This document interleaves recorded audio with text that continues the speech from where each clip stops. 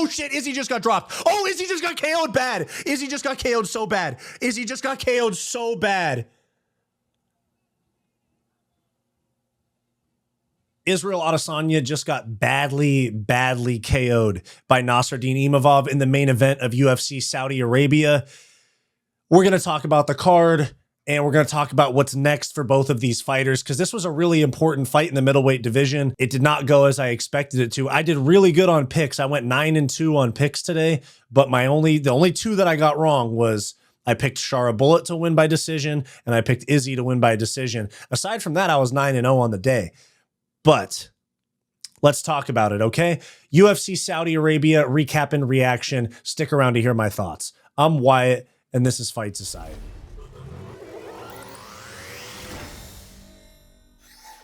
All right, guys, so before we get into the video, please make sure to like, subscribe, drop a comment down below. All that good YouTube stuff really helps me out a lot. If you want to support the channel even further and you want access to bonus content like members-only live streams, become a channel member in the link below this video or the join button on our channel homepage. Thank you very much. Back to the video. So Israel Adesanya was badly KO'd in round 2 of the UFC Saudi Arabia main event by Nassourdine Imavov. Just did a fight companion for it. Shout out to everybody that tuned in. Adesanya looked really good. I really liked how focused he looked, how locked in. His movement was great. His stance switching was great. He was being really aggressive. He was doing from orthodox, throwing a switch high kick and then landing, going back to southpaw, and then throwing a rear body kick or rear inside leg kick on Imavov, who is an orthodox. I really liked how Izzy looked. He was defending the takedown, and then the couple times that his butt actually hit the mat, he popped right back up. He almost did like a sit out, like kind of almost like a pass through to Imavov's back and then went back into space. He did a really good job of using the Muay Thai clinch to like throw a knee and then get back into space. But Imavov looked really sharp. He was moving forward a lot. Izzy was forward, then back. You know, Izzy's style is throw first and third. You throw the first strike that draws a strike out of them, and then you throw a counter. Izzy was doing really well, but as you can see, something that has been a hole in Israel Adesanya's game for a while now that he has not fixed ended up being his downfall in this fight. As you see right here, that is the right hand when they're in a parallel position, both in orthodox. Sean Strickland did it. Nassourdine Imavov did it. It's because Israel Adesanya's response in boxing range is a leaning back, fading away, check left hook that he likes to throw. It's actually how he clipped Rob Whittaker to become champion all the way back in like 2018. But Sean Strickland dropped him with it at UFC 293. And right here, Imavov KO'd him with it at UFC Saudi Arabia. What's next for Israel Adesanya? Because Marvin Vettori chimed in. He said only chance for Adesanya to win a fight is to fight me, which is pretty funny out of Marvin. But he started his career 20-0, as you can see right here. And then since the Jan Blachowicz fight, he's 4-5 with losses to Blachowicz, Pereira, DDP, Imavov, and Sean Strickland.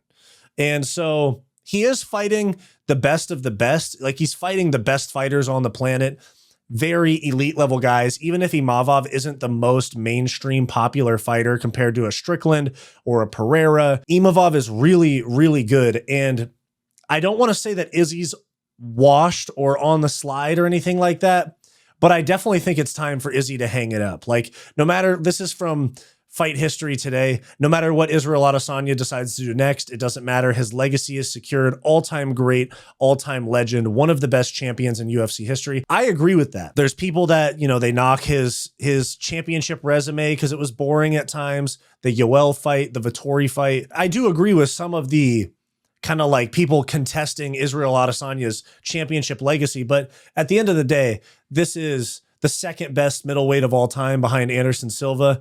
No debate in that. My middleweight top 3, Anderson Silva 1, Israel Adesanya 2, and as of right now, Rob Whittaker 3. It's time to have this conversation. I hate when people jump the gun on this conversation and start talking about retirement for a big fighter after his first big loss. But now, Izzy has made millions and millions. He's lost 3 of 4. He just got KO'd. He's been finished back-to-back fights. It might be time. He's lost 3 straight fights since the Alex Pereira KO. He's lost 4 of 5 fights. I think it's time for Israel Adesanya to go. I think the worst possible thing for Adesanya is to be someone as accomplished and wealthy as he is, trying to stick around for the love of the game and fighting these up-and-coming guys. Like, now that we see what just happened with Imavov, I'm worried that Khamzat Chimaev submits him in the first round. I'm not trying to be a hater, but I just think mentally and health-wise, it's better to just move on. Like, if you're not all the way locked in and you're not as motivated and you've clearly lost a step, I think it's time to move on. I mean, Israel Adesanya said himself on the Joe Rogan podcast that you don't want to stay as long as Anderson did.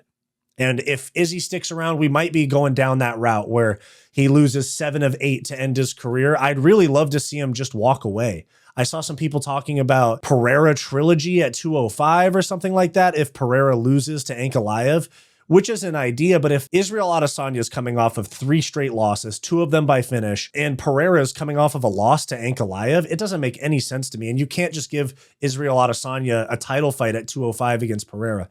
So I think it's time for Adesanya to hang it up. I mean, it's obviously up to him. He gave us a great career, tons of respect, controversy aside. You know, weird proclivities set aside, he did give us one of the best middleweight careers of all time, one of the best careers of all time, probably top 15 fighters of all time in the UFC, maybe top 10, depending on how you score his legacy, but definitely top 15, I'd say. I think it's time to move on, but let's talk about what's next for Nassourdine Imavov. I think he should fight Khamzat Chimaev. I think that you do it soon. I know they've already said that Khamzat Chimaev is going to fight the winner of Strickland and DDP next week. I think you do Imavov versus Khamzat Chimaev, but that's not what's going to happen. Khamzat Chimaev is going to get a title fight. He's going to fight the winner of UFC 312's main event next week. And I think what you do is Imavov as a backup fighter for the Khamzat title fight against the winner of Strickland DDP. And then you have Imavov fight the winner of that. So that means we'd probably see Imavov back in there around like December, maybe even October if Khamzat can turn around fast enough. You can't book 2 fights ahead because if DDP wins and he's badly injured, I don't know, breaks a foot, breaks a bone, tears ligaments, he might be out for 6 to 8 months.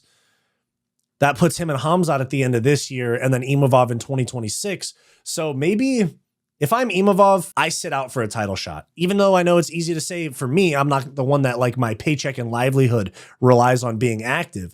But if I'm Imavov coming off of a KO win over Israel Adesanya, I am not jeopardizing this like promised title shot because this is what this gets you. If you're Imavov, this KO gets you a title shot. It's just a matter of if it's in 6 months, 8 months, or like 14 months. You know, it could be next year. So I could see them doing Khamzat, but it's probably not going to happen. I think you do Imavov versus the winner of Khamzat against DDP Strickland winner. I know that's 2 fights away, but if I'm Imavov, I just weigh in as a backup fighter. Weigh in as a backup fighter for Khamzat versus the winner of DDP and Strickland and then fight the winner of that. Don't jeopardize it, man. Like, don't be a Merab where like you have a title shot locked up and you just take other fights. Maybe Merab was a different story because he was friends with Aljo while Aljo was champ, but still don't just waste, like you just got the biggest win of your career. You're an elite company. The only people that have finished Israel Adesanya is Alex Pereira and Dricus du Plessis. You're in elite company. The only person that's KO'd him other than you is Alex Pereira in MMA. Sit out for a title shot. Now, moving on from there, we have the co-main event, Shara Magomedov against Michael Venom Page. I got this one wrong too. I thought that Michael Venom Page was going to be out physicality'd at 185, like he was just going to be out muscled a little bit, and he did look significantly smaller, but Shara just had nothing for him. I'll admit it, I was wrong. Shara extremely overhyped. Back to the prelims, bucko. Literally nobody's going to give a fuck about Shara Magomedov at this point. Now that he has that loss and he literally just never got out of first gear, yeah, he's cooked. He's got to win a lot of fights in a row to get looked at in the same way that he was because the UFC was pushing him hard. And Michael Venom Page hit the I'm the captain now after the fight. Michael Venom Page is a super entertainer. And to be honest, I kind of wrote him off at middleweight and he looked amazing. So now we're going to see him at 170 next. I say you do him and Carlos Prates. I think that'd be a sick fight night main event. But yeah, I mean, Shara just has no sense of urgency. He's one of those people that's fought for so long, fought so many times and spar so much. Like he's had a bunch of Muay Thai fights, MMA fights, all that, people get too comfortable fighting. I've said this about Sean Strickland too. They get too comfortable in a fight to where they don't have like a, oh my God, I need to protect myself. Oh my God, I need to get this guy out of there. They're just coasting because they're so comfortable with it. It's like a sport to them, which it is a sport, but it's still a fist fight. Shara Bullet just allowed the fight to slip away. MVP was sneakier. It wasn't the most entertaining fight, but MVP looked good. And Shara Bullet fraud checked. I mean, he wasn't ready for that step up. And so MVP Carlos Prates would be sick. Shara Bullet, I don't care. Give him, I don't know, some random unranked guy at middleweight on the prelims of whatever Saudi card they do next or Abu Dhabi card they do next. But his hype's significantly dead. Down from there, Sergey Pavlovich got back in the win column. Good fight. Wrestled more than I was expecting. I thought it was going to be a first round KO. He got a 3-round decision. Good stuff. Fares Ziam beat Mike Davis. Incredible fight with some good scrambles. Fares Ziam was caught in the nastiest submission I've seen maybe ever. He was caught in a calf slicer and his knee was bent backwards and outwards. I thought he would have blown his knee out for sure, but his flexibility just allowed him to wait out the round, essentially. He broke out of it with like 10 seconds left and he stood up right away and started throwing kicks. I was like, okay, he's fine. I thought his knee was going to be absolutely shredded after that. But Mike Davis hung in there. A little bit of a dated style at times from Mike Davis where he just shoots a double leg and pulls guard off the double leg. Like he connects to his opponent and pulls guard. Didn't like that at all. Very dated style. Doesn't really work. Fares Ziam needs a top 15 guy next for sure. And then Vinicius Oliveira beat Said Nurmagomedov. Really, really good fight. Said Nurmagomedov won the first round and gassed. It's kind of as simple as that. I thought that given his last name, he might get a robbery decision win, but Oliveira is him. He is really good, pushes on the gas. He has an awkward style because he's so forward and he throws mostly really heavy shots. So where he looks really gassed, but he's just kind of muscle bound and bulky for the weight class, and he throws haymakers. Give him a top 15 guy next as well. Give him Mario Batista. Let him beat the shit out of Mario Batista. The prelims were good. Hamdi Abdel Wahab won a crazy robbery decision. And yeah, it was a good card, great fight night. And then we got a terrible pay-per-view I've talked about next week. So let me know what you guys thought about UFC Saudi Arabia. Should Israel Adesanya retire? And who should Nassourdine Imavov fight next? Let me know your thoughts down below. Thanks for watching this video. Please make sure to like, subscribe, all that YouTube stuff. It really helps me out a lot. If you want access to bonus content, become a channel member today by clicking the join button on our channel homepage or the link down below this video. If you're interested in some non-MMA content from me, go check out my podcast, What's Up Bro, with Wyatt and Bo in the link down below. Go watch this suggested video and I'll see you next time.